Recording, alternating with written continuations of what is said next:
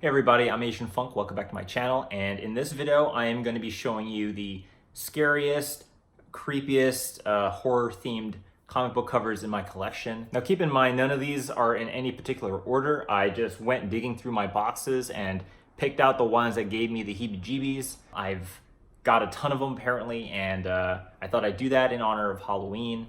I've never done a seasonal holiday-themed video before, but I thought I'd start one now. So yeah, let's just take a look at them. And what better way to start off this video than with a Walking Dead cover. This is issue number 80. I think this may be one of the very few, if not the only, variant cover with an actual photo from the show. You can see Rick here just axing a zombie right in the head. I love Glenn's face here. I really want to get Stephen Yeun to sign this cover. I actually think this is hilarious and just plain disgusting at the same time. Next up, we have Death of X number 4. This is a variant cover by Greg Hildebrandt. He is an artist who did a number of Marvel Masterpiece cards in the past, I think in the 90s. This is obviously an homage to another X-Men cover, but the difference here is that the X-Men's heads are now just skulls. It kind of feels Beetlejuicy a little bit. Next up, we have Superman 714. For those of you who follow me on Instagram, you might have seen this already, but this is one of my favorite Joker covers, actually. As you can tell, he is dressed up as Superman, and just the way he's turned to the side and looking behind him with that amazing mane it's just like so creepy and hilarious at the same time. And like the J instead of the S on his cape. Once I saw that cover, I started to realize that there were other covers where main DC characters were being taken over by the Joker or just, starting to look like him. And so this is Catwoman 65. As you can tell here, she is being taken over by maybe some laughing gas. I'm not exactly sure. My main man, Ryan Boland, another famous DC artist. This is Wonder Woman 97. And you can tell here that the laughing gas or whatever it is causing her to kind of start giggling. This is one of the creepiest covers I have, just because like you can really tell that she's about to laugh so hard, and it just creeps me the hell out. So we're gonna switch over to another favorite artist of mine. This is Francesco Francavilla, and this is Age of Ultron number 3. This is a variant. And this artist is actually a famous Mondo movie poster artist. And so he has done a bunch of covers for Marvel. And this is Ultron just looking crazy. Like he's got like blood, and like it's just weird to see Ultron with teeth. Like, ooh. This is another Francavilla cover. This is Marvel Zombies Halloween number 0. I just really like Daredevil and Luke Cage and Black Panther going trick-or-treating. Just looks so eerie. This is Blade number 5. This is just one of the, I would say, creepy covers, just because you can see Wolverine straight up stabbing Blade, like from the chin all the way up to, and you can see like the claws sticking out. I am surprised that this cover even exists. This is really intense, and like the fact that like Blade is like actually having a good time as he's getting like stabbed in the face, and like you can see Wolverine in the reflection of the glasses. This cover is like really cool actually, but just also really eerie. This is Teenage Mutant Ninja Turtles Adventures number 45, cover by Peter Laird. This is not scary as it is just disgusting. I think this is the only cover that I've seen that actually shows the transformation from sewer turtle to ninja turtle. And just, I don't know, like just seeing the in-between is just kind of disgusting. Like these turtles to begin with are they're kind of gross looking, and then just kind of once he's a ninja turtle, it's fine, but like the sort of transformation process here is just Next up, we have Amazing Spider-Man 142. This is a pretty famous cover of Mysterio lifting his head, his glass bowl. I don't know if he's done this in other covers, but I just like the idea that he's lifting his head, but the speech bubble is still aimed at his neck hole right here. This is Amazing Spider-Man 692. I just really like the idea that the symbiote here is, you know, trying to take over and not let go, and you can tell he's like struggling to peel it off. And just seeing this part of Peter Parker's face is just like, this looks terrifying, actually. But I really love this cover. This is Marvel Comics 1000. This is the Smallwood variant. I just really like the colors on this. The purple gives it that sort of 80s horror vibe to it. And I like how, you know, you've got Blade in his original look, Howard the Duck's there, but you have, you know, Man-Thing, Werewolf, Ghost Rider, and of course Morbius. Now, for those of you who watched wrestling in the 90s, you guys all know who The Undertaker is.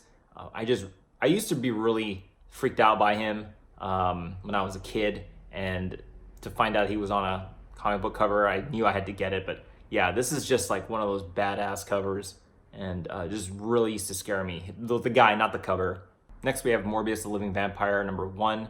This is a first print because the bottom background is red. I know the second print is blue, and then the third, I think, is probably something else.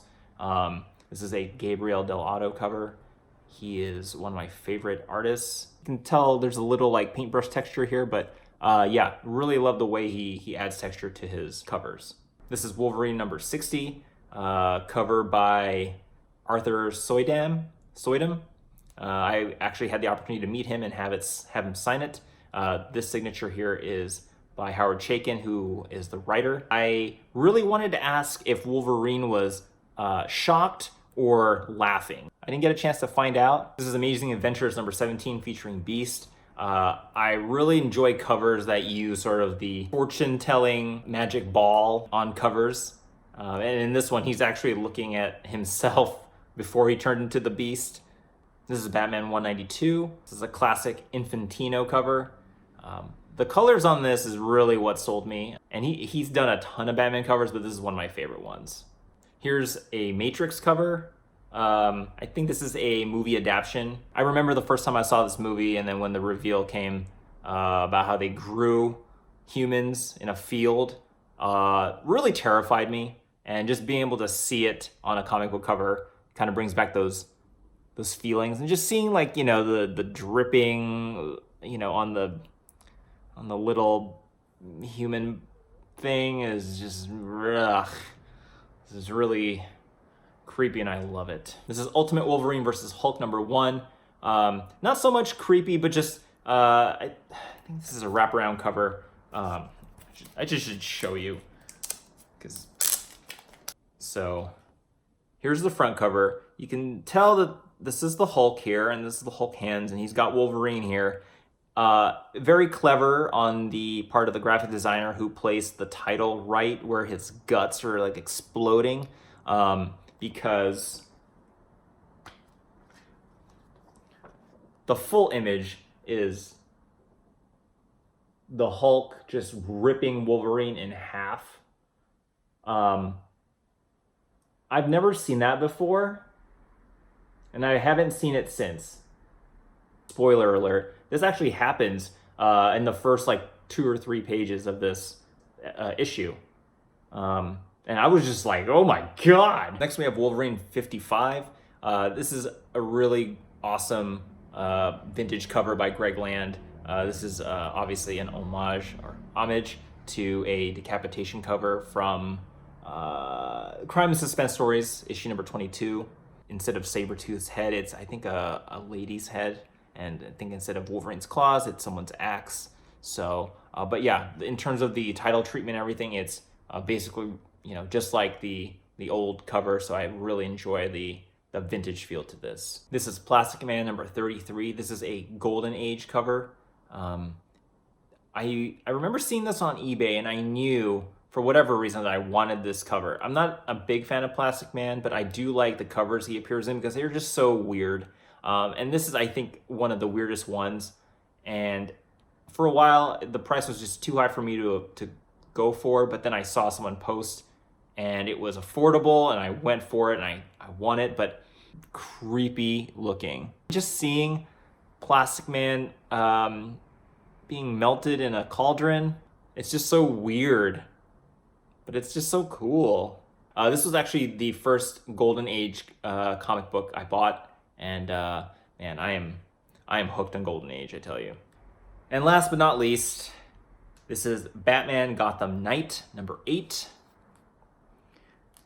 by Brian Boland. And I think what makes this a horror-themed cover is the fact that Batman is chloroforming Catwoman. Like I still can't believe this is a cover, to be honest. Like, it's just weird. One, because it's so out of character. You know, everyone knows Batman, and for him to be doing this to not only anyone but Catwoman especially is just extra creepy. And the fact that, like, you know, he's kind of like his forehead is on hers. Like, I think it's just like everything about this cover is just so eerie. And like just the like Catwoman's eyes kind of like she's like just about to pass out is like extra weird. Anyway, those were all of my scary, creepy, gross, horror themed comic book covers in my collection. I hope you enjoyed this video. If you did, hit the like and subscribe. Otherwise, you can follow me on Twitter and Instagram. And yeah, thanks for watching.